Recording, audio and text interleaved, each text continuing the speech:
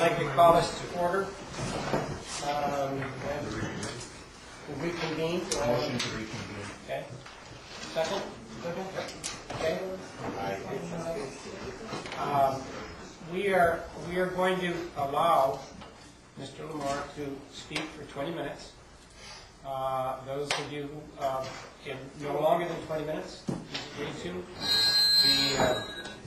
The police are on their way, but hopefully they won't get here for 20 minutes.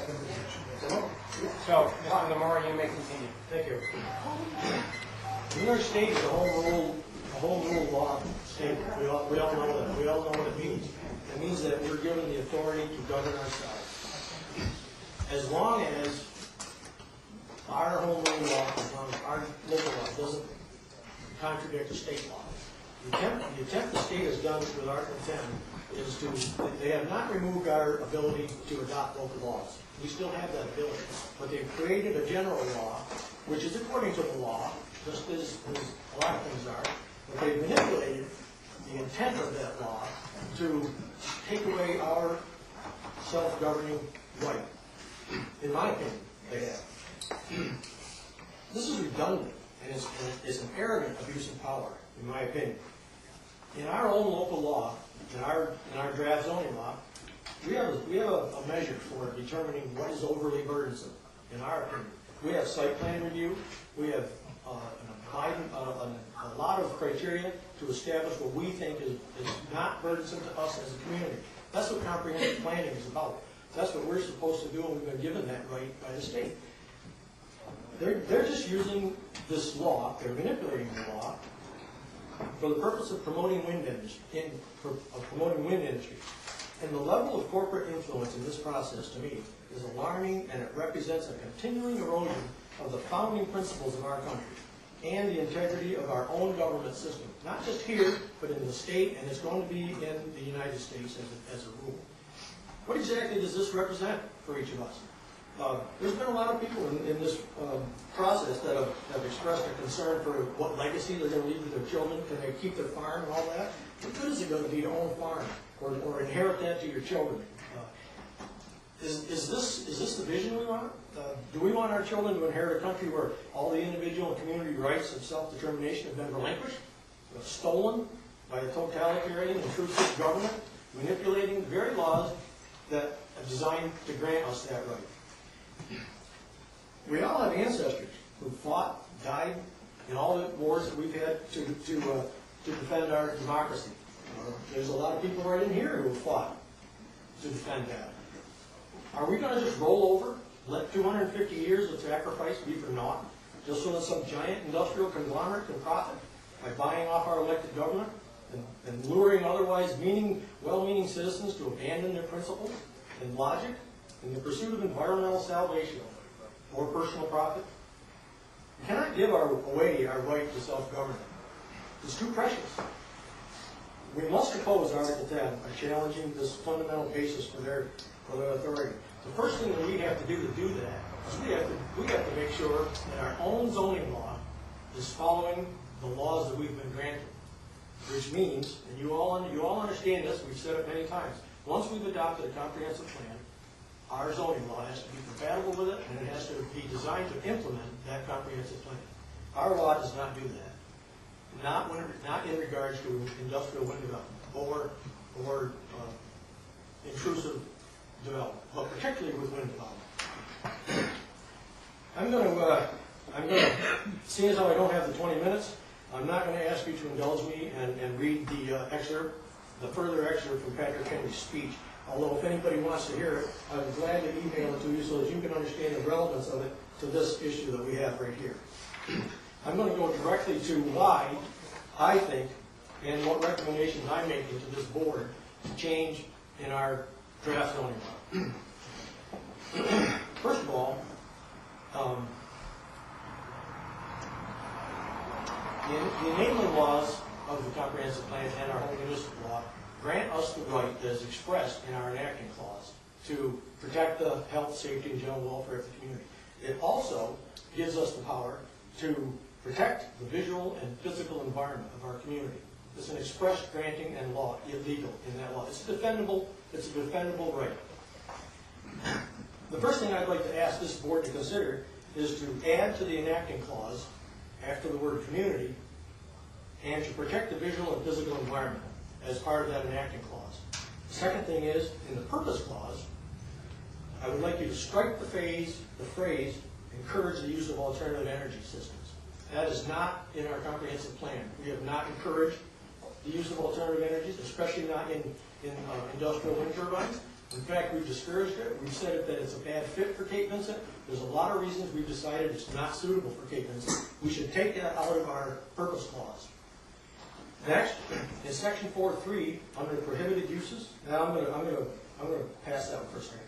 In section 5.1.1, after the word residence, I'd like to add the phrase to protect the visual and physical environment of the town. In section 5.9, which is interpretation, I'd like to include the phrase and the protection of the visual and physical environment. Under section 7.16.4, under tall structures, general requirements, I'd like to add that all towers should be sited to minimize their impact on the migratory bird corridor and grassland habitats, because that's especially unique feature in the town, and we've determined in the comprehensive plan to protect that.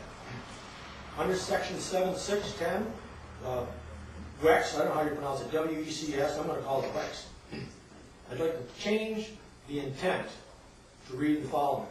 The purpose of this section is to protect citizens from any potential negative impacts from WECS, to protect the town's property values associated with the proximity to WECS, to minimize impacts to avian life in the migratory corridor, to retain the rural character of the town, protect the scenic viewscapes, minimize the potential risk to all natural and historical resources.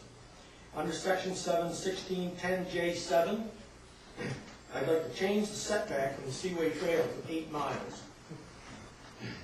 Under section 7.16.10J8, I'd like to change it to read, to minimize the impact on property values in the town, all WECS should be set back 2 miles from all non-participating property lines.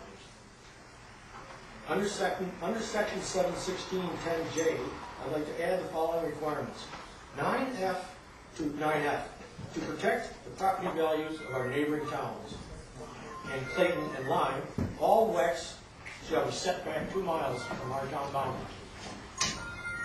9G, to minimize negative impact to avian life in the migratory corridor, all WECS should be set back 10 kilometers from our waterfronts, both the lake and the river.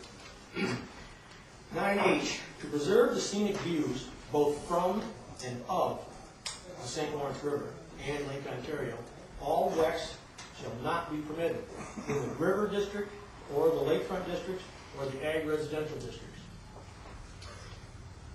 9I, to preserve the rural character and views of working landscapes in the ag residential district, WECS shall not be permitted in the ag residential district. In Table 8, I'd like to change where it says WECS greater than 10 and less than 50 megawatts and WECS greater than 50 megawatts to not permitted in the ag residential district and the island district.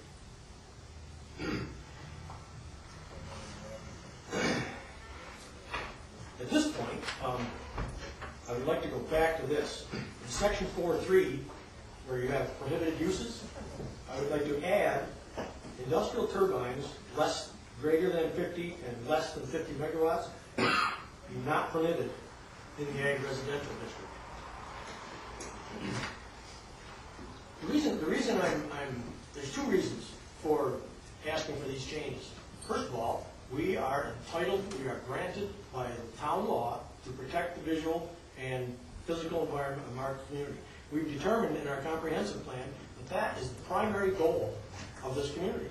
It's in our vision statement. It's in the comprehensive plan 50 times. It's in there once.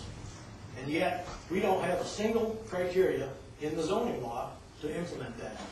You have criteria to implement property values, which are inadequate, because you're only protecting the property values on the waterfront, and not any of the people in the interior. There's no criteria that protects their property values. That's wrong. All the changes that I've recommended will accommodate that. It is not punitive to a wind developer. It is merely to protect our residents' property values and to protect our scenic view and all of our physical part of our environment. It's not punitive to anybody. It's simply for the protection, and that's what we're granted the right to do by home rule law. If we're going to oppose home rule, I mean, if we're going to oppose the loss of control in this Article 10 process, which this board has passed a resolution and included that in your comments to the Public Service Commission, that you oppose that loss of our control. If we just give into that, if we just submit to that, which is what everybody's saying that we should do. This is a state law. We can't fight it. It's already on the books. We can't fight it. It costs too much. All those things. We can't do it. So we're going to submit to that, and we're going to adopt a zoning law that doesn't implement the goals in our comprehensive plan. And I object to that. I'd also like to modify as Appendix 9, which deals with large-scale wind turbines, the exclusion map, to reflect all of the aforementioned changes that I've recommended.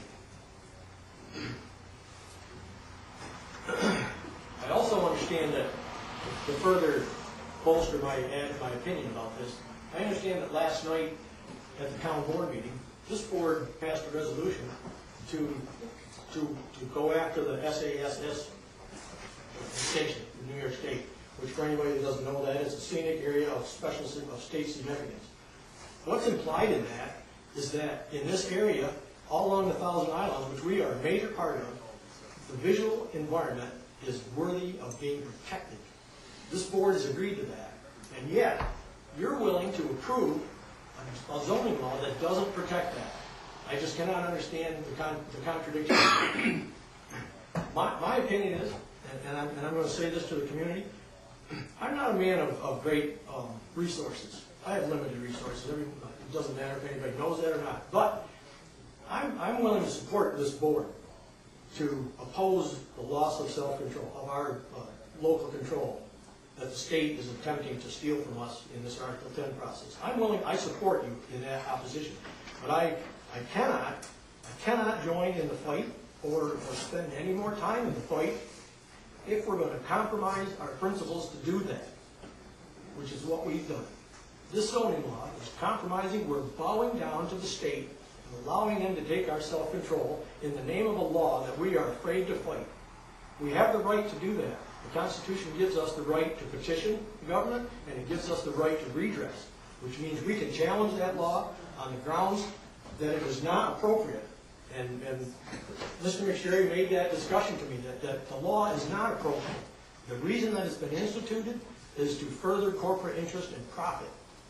That is not in the best interest of New York State. So,